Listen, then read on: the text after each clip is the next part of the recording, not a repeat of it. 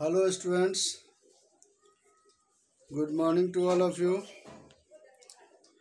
आज हम लोग चैप्टर जो पढ़ेंगे वो टिश्यू चैप्टर है और इसका जो टॉपिक है वो है एनिमल टिश्यू। और एनिमल टिश्यू के अंतर्गत जो सब टॉपिक है वो है कनेक्टिव टिश्यू। तो बेसिकली हम लोग जो बात करेंगे आज कनेक्टिव टिश्यू की बात करेंगे। तो देख पा रहे होंगे कि यहाँ बोर्ड पे जो है वो टेक्सचुअल मैटर लिखे गए हैं उसी के अकॉर्डिंग हम लोग पढ़ाई करेंगे और समझेंगे टॉपिक्स को।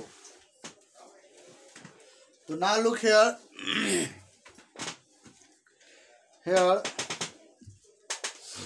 Connective tissue. तो कनेक्टिव टिश्यू जैसा कि नाम है, तो नाम से क्लियर है कि tissue that connect two or more parts of our body is referred as a tissue. तो दो पार्ट में कोई सब्सटेंस का मूवमेंट होगा, ट्रांसपोर्टेशन होगा, या फिर दो पार्ट जो है एक दूसरे से जुड़ेगा, वो किसके थ्रू जुड़ेगा? कनेक्टिव टिश्यू के थ्रू। तो कनेक्टिव टिश्यू के जो सेल होंगे, cells have large size intracellular space filled with non-cellular substance called matrix. यानी कि सेल जो होंगे, कनेक्टिव टिश्यू के जो सेल होंगे उसमें बड़े बड़े जो होंगे, यानी कि लार्ज साइज जो होंगे, इंटरसेलुलर स्पेस होंगे, सेल के बीच में जो है गैप होंगे और उसमें नॉन लिविंग सब्सटेंस पाए जाएंगे जिसको कि हम लोग मैट्रिक्स बोलते हैं। और मैट्रिक्स में प्रोटीन पाया जाता है। अब देखो कि कनेक्टिव टिश्यू की बात करें तो इसके बहुत सारे टाइप है: blood, lymph, bones, cartilage, tendon, ligament, adipose and areolar. अब देखो कि इसका काम क्या है। कनेक्टिव टिश्यू का मेन काम जो है वो बाइंडिंग का काम है, इसलिए इसको हम लोग बाइंडिंग टिश्यू भी बोलते हैं। Beside binding it modify and perform protection यानी कि हमारे बॉडी के अंदर जो डेलिकेट ऑर्गेन है और सॉफ्ट ऑर्गेन है, जैसे कि हार्ट हो गया, लंग्स हो गया, इस सब को प्रोटेक्शन कौन प्रोवाइड करता है? तो ये जो है हमारा स्केलेटन सिस्टम का ये रिब केज वाला जो रीजन होगा, देख पा रहे होंगे कि रिब केज वाले जो रीजन होंगे वो क्या करेगा? प्रोटेक्शन प्रोवाइड करेगा। मैकेनिकल सपोर्ट यानी कि स्ट्रेंथ जो प्रोवाइड होता है, सही तरीके से हम खड़े हो पाते हैं या मूव कर पाते हैं, वो किसके थ्रू? स्केलेटन के थ्रू। और साथ में ट्रांसपोर्टेशन के लिए मॉडिफाइड होगा। तो ये मेन काम है इसका बाइंडिंग का, कनेक्टिव टिश्यू का। बाइंडिंग के अलावा जो है दूसरे काम करेंगे तो उसके लिए उसमें मॉडिफिकेशन होगा। तो दूसरे कौन काम करेंगे? प्रोटेक्शन का काम करेंगे, मैकेनिकल सपोर्ट प्रोवाइड करेंगे और साथ में ट्रांसपोर्टेशन का काम करेंगे। तो ट्रांसपोर्टेशन सभी को पता होगा कि ब्लड और लिम्फ तो नहीं जान रहे हो, लेकिन ब्लड सभी जान रहे हो कि ब्लड जो है हमारे बॉडी में वो मेनली ट्रांसपोर्टेशन का काम करता है। एक पार्ट से दूसरे पार्ट में भोजन ले जाने का काम डिजॉल्व फॉर्म में, या फिर ऑक्सीजन ले जाने का काम, कार्बन डाइऑक्साइड ले जाने का काम, हार्मोन को ले जाने का काम, ये सब करता है। अब देखो कि हम वन बाय वन सबका शॉर्ट डिस्क्रिप्शन लेंगे। तो पहले जो है वो हमारा है कि हम लोग बात कर लेंगे कि फर्स्टली हम लोग जो बात करते हैं वो है वो ब्लड की बात करें। तो जैसा कि हम लोग जानते हैं कि ब्लड जो है वो क्या है कि फ्लूइड कनेक्टिव टिश्यू के नाम से जाना जाता है, फ्लूइड कनेक्टिव टिश्यू। और ये कलर्ड होता है। कलर्ड जनरली हम लोग जानते हैं कि ये रेड कलर का होगा, और ये रेड कलर का होगा किसके कारण? तो हीमोग्लोबिन के कारण। हीमोग्लोबिन आयरन कंटेनिंग प्रोटीन है, ठीक है। और इसका काम है बॉडी के अंदर ट्रांसपोर्टेशन को सुचारू रूप से करना। यानी कि ऐसे अगर हम बात करें तो प्लाज्मा जो है ब्लड का जो है वो दो कंपोनेंट अगर हम बात करें तो एक तो प्लाज्मा और दूसरा जो है वो ब्लड सेल्स है। अब ब्लड सेल्स में आरबीसी आएगा, डब्ल्यूबीसी आएगा और प्लेट्स आएगा। ठीक है, तो आरबीसी मेनली जो है ऑक्सीजन को कैरी करता है, डब्ल्यूबीसी जो है हम लोगों को इम्यूनिटी प्रोवाइड करता है, प्लेटलेट्स जो है वो ब्लड सेल्स जो कट फट जाते हैं उसको रिपेयरिंग करता है। प्लाज्मा का क्या काम है, तो प्लाज्मा में क्या होगा कि वाटर होंगे, कुछ इनऑर्गेनिक सब्सटेंस होंगे यानी कि मिनरल सॉल्ट्स होंगे, कैल्शियम पोटेशियम ये सब होंगे और प्रोटीन होंगे। ठीक है, तो प्लाज्मा में ही जो है वो ब्लड सेल्स क्या होते हैं, सस्पेंडेड फॉर्म में होंगे।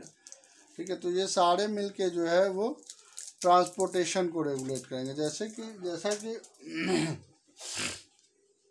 तुम्हारे एनसीईआरटी बुक में दिया होगा कि blood has a fluid matrix called plasma, जिसमें कि इन विच ब्लड सेल्स यानी कि RBC, WBC and platelets suspended. अब देखो कि प्लाज्मा में क्या होगा, प्रोटीन होंगे, सॉल्ट्स होंगे और हॉर्मोन्स होंगे, और ब्लड जो फ्लो करेगा और ट्रांसपोर्टेशन करेगा वो किसका करेगा, तो डाइजेस्टेड फूड का, गैस का, हॉर्मोन्स का या फिर दूसरे मटेरियल का, one part two another part. तो ये ब्लड की बात हो गई। लिम्फ तुम्हारे एनसीईआरटी बुक में नहीं दिया होगा, लेकिन रफली हम समझा दे रहे हैं, बता दे रहे हैं, ये भी एक कनेक्टिव टिश्यू है। तो लिम्फ में अगर हम बात करें तो लिम्फ जो है वो कलरलेस फ्लूइड है, कलरलेस फ्लूइड, और ये भी ट्रांसपोर्टेशन का काम करता है, यानी कि फैट्स को जो है ना ब्लड में सॉल्युबल नहीं होता है, लेकिन ये जो है ना एब्जॉर्ब करेगा फैट्स को फूड से, और हार्मोन ये सब के ट्रांसपोर्टेशन में मदद करता है, और ये प्रोवाइड करता है इम्यूनिटी। इम्यूनिटी कहने का सेंस ये है कि हमारे बॉडी को स्ट्रॉन्ग करेगा ताकि वो किसी भी पैथोजन से क्या करेगा, फाइट करेगा। वही काम यहाँ पे जो है ना डब्ल्यूबीसी का भी है। ठीक है, तो लिम्फ भी जो है वो बॉडी को जो है इम्यूनिटी प्रोवाइड करेगा। अब देखो तो बोन्स की बात करें तो बोन्स जो है मेनली कंपोज्ड होगा कैल्शियम और फॉस्फेट से, और ये फ्रेमवर्क बनाएगा। फ्रेमवर्क करने का मतलब कि स्केलेटल सिस्टम का फॉर्मेशन करेगा, और ये मसल्स के साथ जो है अटैच होके मूवमेंट प्रोवाइड करेगा। अब देखो यानी कि ये हार्ड मैट्रिक्स इसका होगा, हार्ड मैट्रिक्स काफ़ी हार्ड होगा, जबकि कार्टिलेज भी एक प्रकार का बोन्स ही है, लेकिन वो सॉफ्ट और प्लाइबल होता है। सॉफ्ट एंड प्लाइबल मतलब जो है ना लचीला। जैसे कि कान की हड्डी की बात करें तो यहाँ देखोगे कान की हड्डी और नोज टिप पे जो हड्डी होगा, ट्रैकिया जो होगा उसका जो बोन्स होगा वो काफ़ी सॉफ्ट होता है, तो उसको हम लोग कार्टिलेज बोलते हैं। Soft and pliable matrix present in the nose, ear, trachea ETC referred as a cartilage. अब देखो कि टेंडन की बात करें तो टेंडन जो है वो another type of connective tissue है, जो कि क्या करेगा, किसको ज्वाइन करेगा, मसल को बोन्स के साथ अटैचमेंट प्रोवाइड करेगा। जबकि लिगामेंट जो है वो बोन्स से बोन्स को अटैचमेंट प्रोवाइड करेगा। लिगामेंट किससे किसको अटैचमेंट प्रोवाइड करेगा, तो बोन से बोन को अटैचमेंट प्रोवाइड करेगा। अब जो रही बात यहाँ पे हम लोग अगर देखेंगे कि दो टिश्यू है बचा हुआ है कनेक्टिव का, एक जो है देख लो और लिख लोगे, नोट्स बना लोगे इसी तरह से, और इसमें ही हम क्लीन करके इसको क्लियर आउट कर देते हैं। तो ये जो अब नेक्स्ट जो हमारा बचा वो कौन है, तो एडिपोज और एरियोलर की बात है।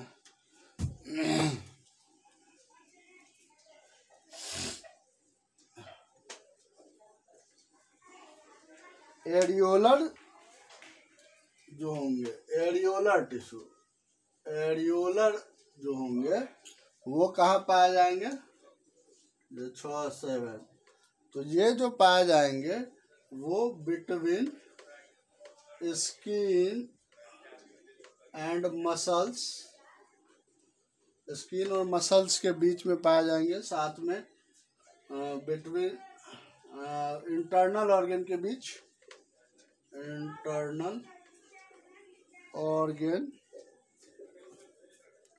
ठीक है। तो इंटरनल ऑर्गन के बीच में पाए जाएंगे कौन, एरियोलर, ठीक है। ब्लड वेसल्स के किनारे भी एरियोलर पाए जाएंगे और नर्व्स के बीच, ठीक है। अराउंड यानी कि skin and muscles, internal organ, around internal organ, around blood vessels and nerves, ये सब जगह पे ये पाए जाते हैं to repair damage tissue, damage tissue को रिपेयर करने के लिए पाए जाएंगे कौन, एरियोलर। अब देखो कि एडिपोज की बात करें तो एडिपोज जो है, एडिपोज 8वां है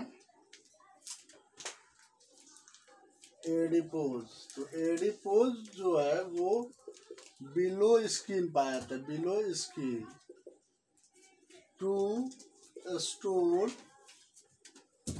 फैट ग्लोब्यूल्स, फैट ग्लोब्यूल्स को, फैट मॉलिक्यूल्स को स्टोर करेगा पेट के, यानी कि देखोगे बेली फैट जो हो जाता है तो स्किन के नीचे जो है वो फैट ग्लोब्यूल्स को स्टोर करेगा एडिपोज। और क्या करेगा, प्रोवाइड